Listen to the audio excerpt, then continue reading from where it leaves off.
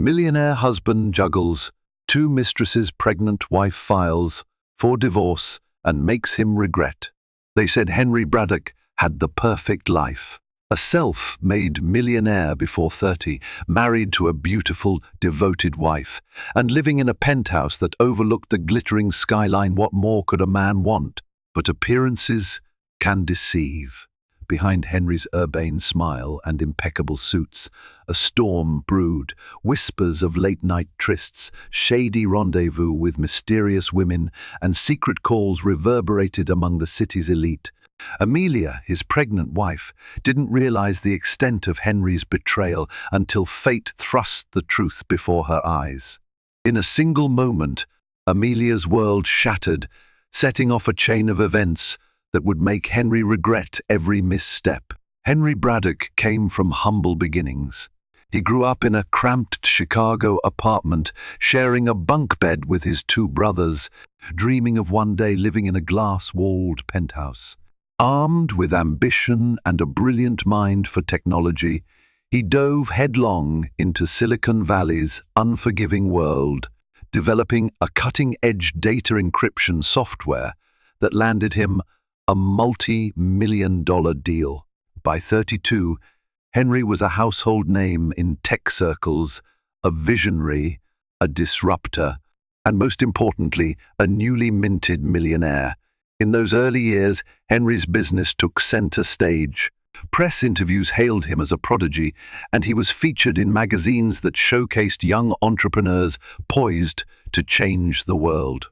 His company, QS Shield Security Solutions, headquartered in San Francisco, quickly gained traction. The floors of his new office building echoed with the buzz of innovation, and Henry reveled in every moment. Amelia Hawthorne entered his life almost serendipitously. She was volunteering at a charity event to raise money for underprivileged children in Palo Alto, where Henry happened to be a keynote speaker. Struck by her warmth and empathetic nature, Henry found solace in Amelia's steady presence. Unlike the throngs of social climbers who surrounded him, she seemed uninterested in his status or bank account. Their romance was a fast-burning flame that soon turned into a marriage so radiant that close friend Sarah Green, who had known Henry back from his early undergrad days, remarked, "They look like they stepped out of a fairy tale." For several blissful years, Henry and Amelia were the epitome of happiness. Their wedding photos, all pastel hues and genuine smiles, made the rounds on social media. They traveled to tropical islands, dined at Michelin-starred restaurants, and donated generously to the very causes Amelia cherished. Yet, as QS Shield expanded, so did Henry's appetite for more deals, more prestige, and eventually more thrills. The once devoted husband who wrote love letters to Amelia for every milestone anniversary began to spend long nights in the boardroom, forging partnerships that included VIP dinners, exclusive parties, and an ever-widening social circle of the ultra-rich. Nobody suspected that Henry's charm would soon warp into hubris, and that the facade of his happy marriage would develop hairline cracks. Amelia herself was too busy feeling elated by her pregnancy 3 months along and glowing. She anticipated that the baby would bring them closer. Little did she know, Henry's distractions went far beyond the demands of corporate life. And these distractions would soon shatter the perfect image they had so carefully cultivated. It began innocently enough, or so Henry told himself. A lavish industry conference in London brought him face to face with Vanessa Liu, a striking venture capitalist from Hong Kong. Vanessa's name carried weight in Asia's burgeoning tech scene, and her presence at the conference piqued Henry's professional curiosity. Over late-night drinks in the hotel bar, they bonded over stories of underdog startups, childhood struggles, and the complexities of navigating global markets. Henry found Vanessa magnetic. Her tailored suits and polished accent exuded confidence. Initially, he rationalized their closeness as a beneficial business connection. After all, QS Shield was expanding into Asia. Forging alliances was part of his job. Yet, subtle flirtations crept into their conversations. Vanessa brushed her hand against his. Henry didn't pull away. Instead, he found it thrilling, an adrenaline rush that revived the restless part of him that had grown bored with a stable, contented life. Their final night in London ended with a brief but charged moment outside Henry's hotel suite. Henry leaned in too close. Vanessa grazed her lips over his cheek in a fleeting, forbidden kiss. The next morning, he woke up plagued by guilt, desperately telling himself it was a lapse in judgment caused by jet lag and one too many cocktails. Back in San Francisco, Amelia greeted him at the airport, her smile radiant despite the obvious exhaustion of first trimester fatigue. On the ride home, Henry forced a warm enthusiasm that felt false even to him. He told her about potential business deals in Hong Kong, conveniently omitting the part about late-night confessions and near kisses. Amelia listened, her gentle voice full of curiosity for every detail of his trip. For a few weeks, Henry managed to silence the echoes of that night. Throwing himself into work, he focused on QS Shield's big partnership with a federal agency. The media coverage fueled his ego. He told himself he was merely being dramatic, that nothing had really happened with Vanessa. But something had shifted internally, his moral lines blurred. The memory of that rush lingered in his mind like a persistent refrain, urging him to seek more excitement. So when an investor friend invited him to a private gala in Miami, a place to meet new people, his friend teased. Henry found himself eagerly accepting the invitation, even though Amelia asked him to stay and help with the upcoming charity drive. In that moment, Henry quietly embarked on a dangerous path, one marked by secrecy, temptation, and a hunger for validation that no corporate success or loving marriage could quell. The seeds of betrayal had sprouted, and all it would take was a spark for them to catch fire. The Miami Gala was everything Henry had been promised: glitz, glamour, and a swirl of wealthy influencers gathered in a mansion overlooking Biscayne Bay. The host, real estate mogul Brandon Pierce, an acquaintance Henry had met at a Silicon Valley pitch event, introduced him to a sea of potential collaborators. From Wall Street hotshots to Hollywood producers, the place buzzed with ambition and vanity in equal measure. Amid this crowd, Henry encountered the radiant Clarissa Hamilton, a 30-something socialite with deep ties to philanthropic organizations across the globe. Clarissa was well known in elite circles. Her family's philanthropic foundation had funneled millions into environmental causes. She wore a dazzling emerald gown that seemed to reflect the city lights with every graceful movement. "Henry Braddock," she greeted him, offering a hand adorned with a diamond bracelet. "I've heard so much about you. QS Shield is revolutionizing cybersecurity, right?" Her voice carried a cultivated polish, and Henry couldn't help feeling flattered by her recognition. They spoke about environmental technology and how QS Shield's encryption software could potentially protect sensitive data for non-profits. Yet beneath the polite conversation, a different current tugged at Henry. Clarissa's laughter, the way her eyes lingered on him, he sensed a reciprocal fascination that had nothing to do with technology or philanthropy. As the night wore on, they slipped away from the crowded ballroom to a quieter terrace overlooking the bay. The distant hum of yacht engines and the clinking of champagne glasses provided a low, alluring soundtrack. Illuminated by moonlight, Clarissa confided in Henry about her frustrations with her father's controlling nature in their family foundation. Henry, in turn, found himself sharing personal stories, tales of his underprivileged childhood, his roller coaster journey to success. He left out the parts about Amelia's pregnancy, almost as if mentioning it would break the spell. They parted with an exchange of phone numbers. "For collaboration," Clarissa said, her smile suggestive of far more than philanthropic ventures. Henry returned to his hotel suite feeling electric, excited, and guilt-ridden all at once. A small voice in his head whispered that he was edging precariously close to a line that shouldn't be crossed. He silenced it by reminding himself that he was doing nothing wrong, just forging new connections. Days later, Henry found himself texting Clarissa more than any new business contact warranted. Their messages drifted away from corporate synergy, skirting around personal confessions and inside jokes.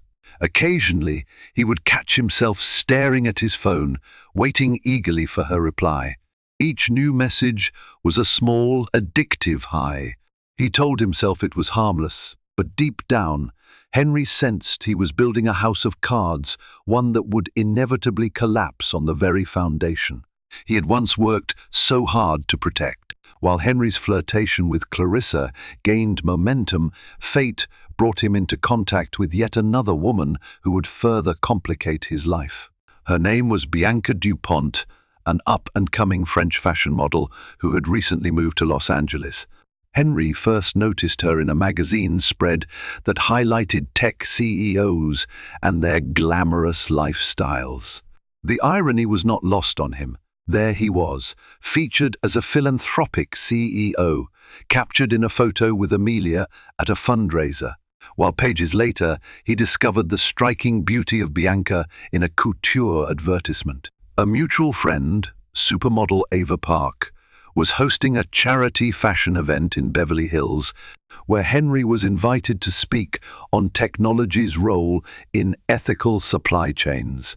Coincidentally, Bianca was one of the show's main attractions. With camera flashes dancing across the runway, Henry watched, transfixed by her poise and the smooth confidence in her stride. Later, they were introduced backstage. Bianca's accent was a melodic blend of French intonation and West Coast breeziness. She tilted her head and studied Henry with curious brown eyes. "You're the tech whiz everyone's talking about," she teased, a playful smile curving her lips. "Am I supposed to curtsy or something?" Henry laughed, oddly relieved that she wasn't fawning over his status. They talked about the show, the precarious nature of the modeling world, and their mutual philanthropic interests. Bianca supported a Paris-based charity for homeless youth. Before Henry realized what was happening, he found himself giving her his contact information, his chest tight with that familiar rush he'd felt with Clarissa. Over the next few weeks, Bianca reached out occasionally, seeking corporate sponsors for her charity events. Henry obliged, half under the pretense of QS Shield's philanthropic wing, half because he found her refreshing. Bianca was young, spirited, and unrestrained. She had a carefree laugh and a penchant for spontaneous adventures, traits that Henry, who had become weighed down by corporate responsibilities and moral boundaries, found both thrilling and terrifying. If Clarissa was the polished socialite who stirred Henry's intellect and refined taste, then Bianca was the wild, intoxicating flame that ignited his dormant impulses. By now, Henry was walking a razor's edge, dancing between two separate liaisons, all while returning home each night to Amelia, who was halfway through her pregnancy and trusting of her husband's late-night client meetings. Each step deeper into this double life eroded Henry's conscience. He felt like he was standing at the edge of a precipice, gazing down at swirling depths of both desire and destruction. Yet, the allure of these forbidden connections was too strong. His carefully constructed moral compass was quickly losing its bearings. Amelia Braddock wasn't naive, even if her trusting nature sometimes masked her perceptiveness. She noticed the new suits Henry purchased without explanation, the hints of a different perfume lingering on his collar, and the sudden hush that fell whenever his phone buzzed. Initially, she blamed the changes on stress from his business expansions.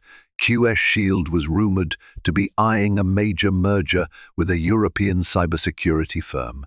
But her intuition whispered that something else was brewing.